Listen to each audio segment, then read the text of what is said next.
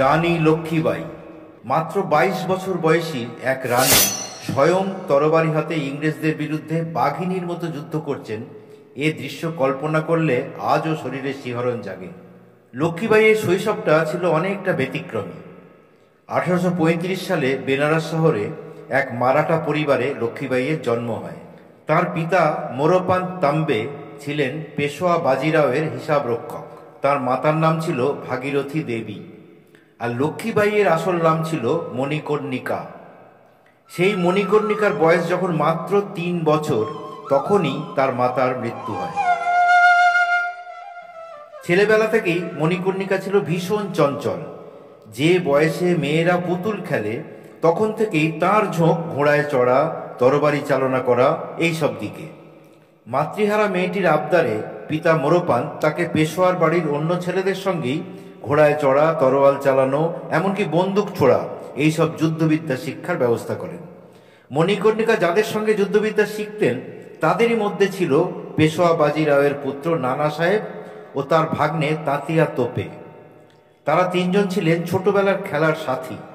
আর আশ্চর্যের বিষয়, ছোটবেলার এই 3 বন্ধুর অদৃষ্টের লিখন যে একই সূত্রে বাঁধা ছিল, তা কি কেউ জানত?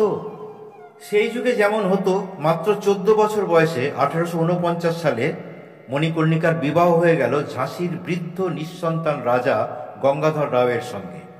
রাজবাড়ির প্রথা অনুসারে বিবাহের পর মণিকর্ণিকার নতুন নাম হলো লক্ষ্মী, আর তখন থেকেই তিনি সকলের কাছে হয়ে গেলেন রানী লক্ষ্মীবাঈ। 1851 সালে রাজার এতদিনের আশা পূর্ণ করে রানীর কোলে এলো ফুটফুটে রাজপুত্র। কিন্তু হায়, তাদের সে আনন্দ স্থায়ী হলো না। রাজপুত্রের আয়ুষ্কাল ছিল মাত্র 4 মাস। সন্তানের মৃত্যুর আঘাতে রাজার শরীর ও মন একেবারে ভেঙে গেল। তিনি বুঝলেন তার সময় ফুরিয়ে এসেছে। রাজত্বের উত্তরাধিকার রক্ষার স্বার্থে রাজা তার এক আত্মীয়ের শিশুপুত্রকে দত্তক গ্রহণ করলেন, আর তার নাম রাখলেন দামোদর রাও।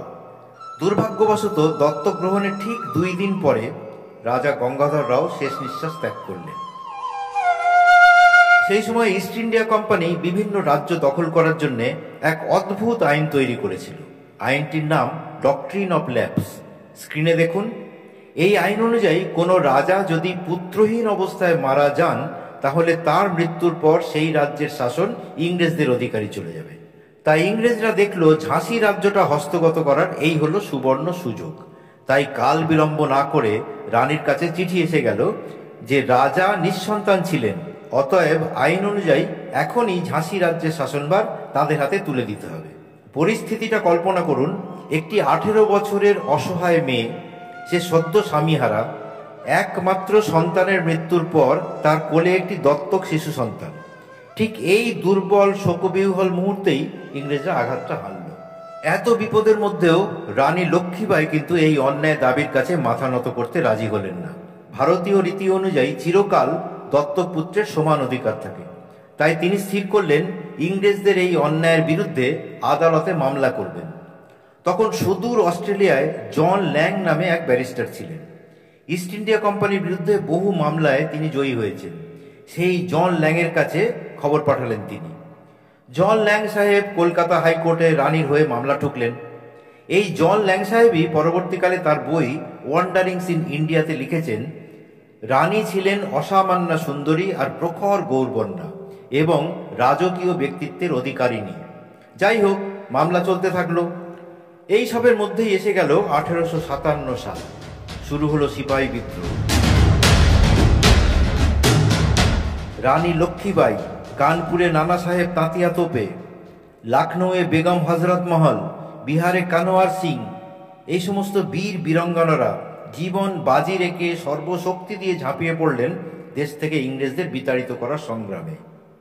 নিজের রাজ্যের গণ্ডি ছাড়িয়ে সমগ্র উত্তর ভারতের বিদ্রোহী সেনাদের মধ্যে নেত্রী হয়ে উঠলেন রানী লক্ষ্মীবাঈ স্বয়ং। ভয়ঙ্কর রূপ ধারণ করল বিদ্রোহ। কানপুরে সতীচৌরা ঘাটের কাছে 1857 সালের 27শে জুন 400 ইংরেজ সেনাকে হত্যা করল নানা সাহেবের সৈন্যদল। লখনৌয়ে রানী হজরতমহল ঘোষণা করলেন অবধ রাজ্যে একটিও ইংরেজকে তিনি থাকতে দেবেন না। রানী লক্ষ্মীবাঈয়ের নেতৃত্বে মিরাট অঞ্চলেও পিছু হটতে শুরু করলো ইংরেজরা। ইংরেজদের শিরদাঁড়ায় ঠান্ডা রক্তের স্রোত বয়ে যেতে লাগলো। ইস্ট ইন্ডিয়া কোম্পানির শাসন যখন টলমল, ঠিক তখনই সেই বিশ্বাসঘাতকতার পুরানো খেলা শুরু করলো তারা। পাটিয়ালা, যোধপুর, গোয়ালিয়র, কাশ্মীরের মতো শক্তিশালী রাজারা কোনো অজ্ঞাত কারণে ইংরেজদের সঙ্গে হাত মেলালেন।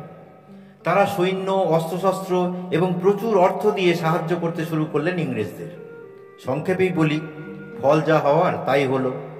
নিশ্চিত সাফল্যের মুখ থেকে ধীরে ধীরে বিদ্রোহী ভারতীয় সৈনিকেরা পিছু হটতে বাধ্য হলেন। ইংরেজরা নিষ্ঠুর হাতে দমন করল বিদ্রোহ, হাজার হাজার সৈন্যকে করল হত্যা। ধীরে ধীরে বিদ্রোহের আগুন নিভে গেল দেশ থেকে। চারিদিক শান্ত হয়ে এলেও বুদ্ধিমতী রানী বুঝলেন ইংরেজরা এবার প্রতিশোধ নেবে। আর ইংরেজরাও বুঝেছিল যে রানী লক্ষ্মীবাঈ হচ্ছেন সারা দেশের ইংরেজ শাসন চালু করার পথের কাঁটা, কিন্তু এ কাঁটা উপড়ে ফেলাও সহজ নয়। ঝাঁসিকে সাহায্য করার জন্য ইস্ট ইন্ডিয়া কোম্পানি একেবারে ইংল্যান্ড থেকে ডেকে আনলো হিউ রোজ নামে কুখ্যাত এক মিলিটারি ক্যাপ্টেনকে। বহু স্থানে বহু বিদ্রোহ নিষ্ঠুরভাবে দমন করার অভিজ্ঞতা আছে তার। 1858 সালের ফেব্রুয়ারি মাসে প্রায় 17,000 সৈন্য নিয়ে ঝাঁসির দিকে রওনা হলেন হিউ রোজ। 24শে মার্চ 1858 হিউ রোজের বিশাল বাহিনী পৌঁছে গেল ঝাঁসি। ঝাঁসি পৌঁছে আর কালক্ষেপ করলেন না তিনি। কেল্লার সব দ্বারে প্রচুর সৈন্য মোতায়েন করলেন আর প্রতিটি ফটকের মুখে সাজালেন কামান। রানীর সৈন্যরা কেল্লার ভিতর থেকে যথাসম্ভব প্রতি আক্রমণ করলেন ঠিকই, কিন্তু তারা অবরুদ্ধ হয়ে গেলেন কেল্লার ভিতরে। বাইরে থেকে অবিরাম বৃষ্টির মতো গোলাবর্ষণ চলতে থাকলো কেল্লার মূল ফটকের উপর। এভাবেই কেটে গেল বেশ কয়েকটা দিন। অবশেষে 13 দিন, টানা 13 দিন সমস্ত আঘাত সহ্য করার পর কেল্লার মূল ফটক আর প্রতিরোধ করতে পারল না। অবিরাম অজস্র গোলাবর্ষণের ফলে ফটক ভেঙে পড়ল এক সময়। সময়টা তখন মধ্যরাত। ইংরেজ সৈন্যরা বন্যার জলের মতো কেল্লায় প্রবেশ করে চতুর্দিকে আগুন জ্বালিয়ে দিতে শুরু করলো। রানীকে চাই, যেখানেই লুকিয়ে থাকুক রানীকে চাই তাদের। রানী বুঝলেন ইংরেজদের বিরুদ্ধে যুদ্ধ চালিয়ে যেতে হলে ধরা পড়লে চলবে না। মৃত্যু হয় হোক, তবু যেভাবে হোক কেল্লা থেকে বেরোতেই হবে। এক মুহূর্তে সিদ্ধান্ত নিয়ে নিলেন তিনি। ছোট্ট রাজপুত্রকে কোষে পিঠের সঙ্গে বেঁধে নিলেন। তারপর লাফিয়ে উঠে পড়লেন তার প্রিয় ঘোড়া বাদলের পিঠে। লাগামের ইঙ্গিত পাওয়া মাত্র শিক্ষিত ঘোড়া বিদ্যুৎ গতিতে ছুটে গেল কেল্লার পিছন দিকে উঁচু চাতালের উপর।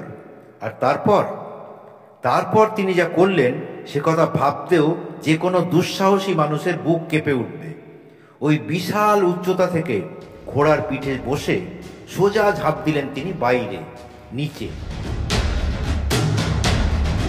ঠিক কত উচ্চতা থেকে লাফিয়েছিলেন তিনি এ নিয়ে বিতর্ক আছে, তবে নির্ভরযোগ্য ঐতিহাসিক তথ্য অনুযায়ী সেই উচ্চতা ছিল প্রায় 50 ফুট, অর্থাৎ 5 তলা বাড়ির সমান।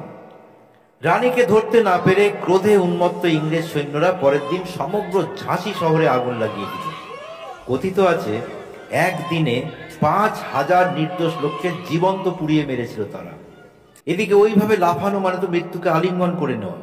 তবুও অলৌকিকভাবে রানী এবং তার পুত্র বেঁচে গেলেন। শুধু প্রভুভক্ত বাদল আর উঠে দাঁড়াতে পারল না। সেখান থেকে রানী লক্ষ্মীবাঈ এক বিশ্বস্ত লোকের ঘোড়া নিয়ে সেই রাত্রেই পৌঁছে গেলেন 150 কিলোমিটার দূরবর্তী কালপি শহরে। নানা সাহেব, তাঁতিয়া তোপে এবং অন্যান্য বিদ্রোহীরা তাদের সৈন্য সামন্ত নিয়ে সেখানেই ছিলেন তখন।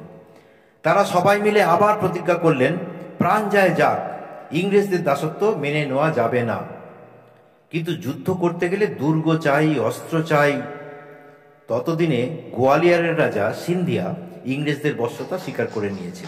রানীর পরামর্শ মতো তারা অতর্কিতে গোয়ালিয়র আক্রমণ করলেন এবং সহজেই গোয়ালিয়র থেকে ইংরেজ সৈন্যকে বিতাড়ন করে গোয়ালিয়রের দুর্গ অধিকার করে নিলেন। দেশ থেকে ইংরেজদের তাড়াতেই হবে। গোয়ালিয়র হাতছাড়া হয়েছে সে খবর পেয়ে কিছুদিনের মধ্যেই সেই হিউ রোজ তার বিশাল বাহিনী নিয়ে একেবারে এসে পৌঁছে গেলেন গোয়ালিয়র।